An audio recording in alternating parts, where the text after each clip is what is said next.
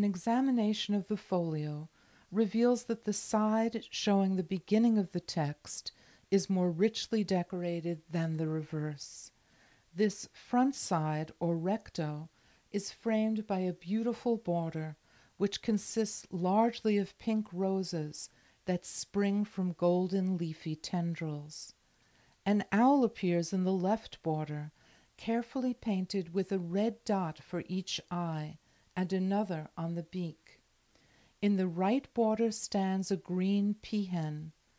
Below, a magnificent greenish-blue Indian peacock displays his long train of golden feathers, each adorned with a blue and green eye.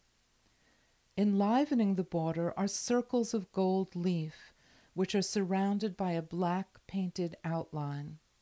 The gold catches the light and glitters each time the page is turned.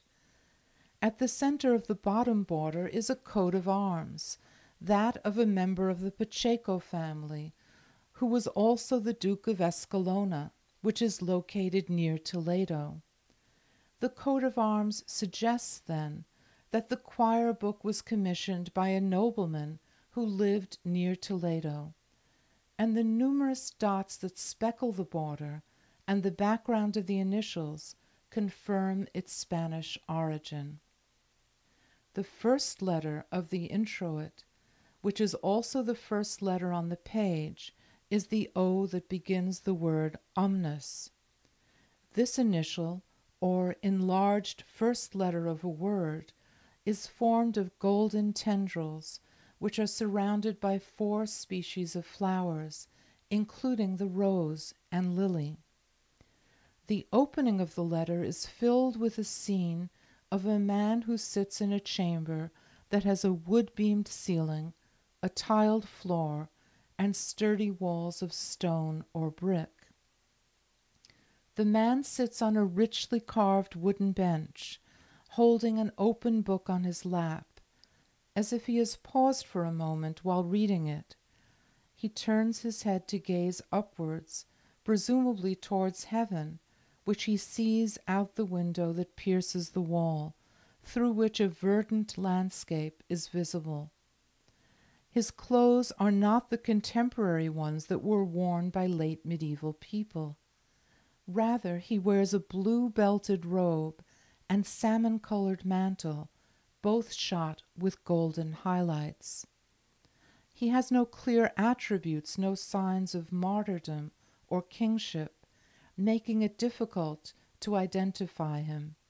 But his clothing, straggly long brown hair and beard, and lack of halo suggests that he is a Jewish figure, perhaps a prophet or David, the author of the Psalms, who is frequently represented in choir books and occasionally shown gazing up towards heaven or reading his psalms, aspects that agree with the man depicted in the miniature.